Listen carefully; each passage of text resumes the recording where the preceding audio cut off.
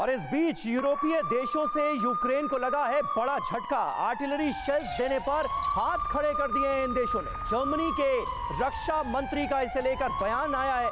मार्च तक 10 लाख गोले देने को कहा था। अब आर्टिलरी शेल्स देने पर अपनी मजबूरी गिनाते हुए वो नजर आ रहे हैं।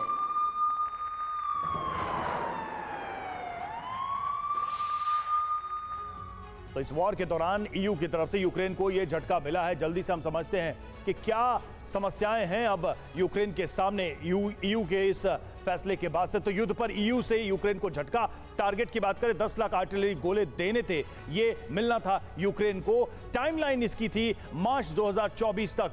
मार्च 2024 तक ये सब कुछ मिल जाना था यूक्रेन को। जी हाँ, लेकिन अब ये पूरी डील खटाई में पड़ती हुई नजर आ रही है। 155 mm आर्टिलरी शेल्स देने को कहा गया था।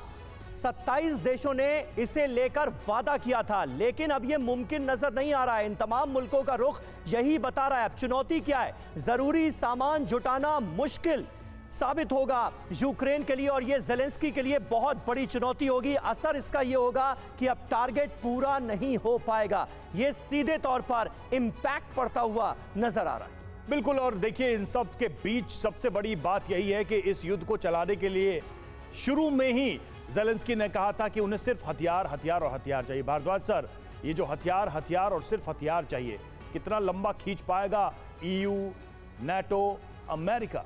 देखिए, आप इनके क्राइसिस को समझिए। यूरोपियन कंट्रीज़ का क्राइसिस है। सब इन्फ्लेशन कितना बढ़ रहा है, एनर्जी क्राइसिस हो रहा है, जो अभी तक रशिया से जो एनर्जी गैस सप्लाई होता था बंद हो गया। दूसरी तरफ अरबियन वर्ल्ड में भी कॉन्फ्लिक्ट चल रहा है, गैस सप्लाई बंद हो रहा है।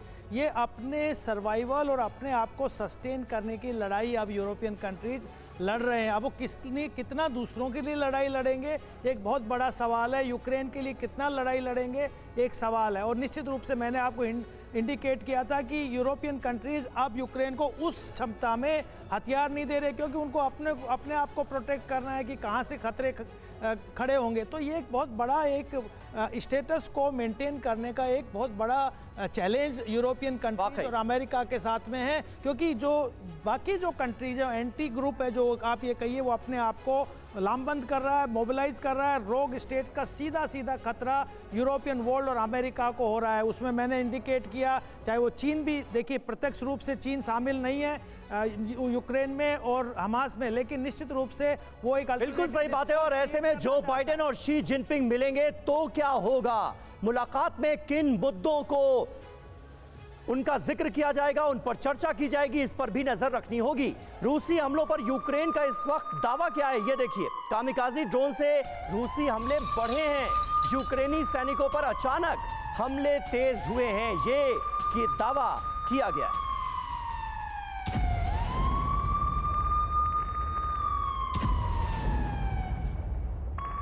वही यूक्रेन के निकोपोल में भीषण जंग। निकोपोल में 24 घंटे में 11 हमले हुए हैं। ड्रोन और आर्टिलरी से एक साथ अटैक हुआ है, एक साथ हमला हुआ है। तस्वीरें निकोपोल की।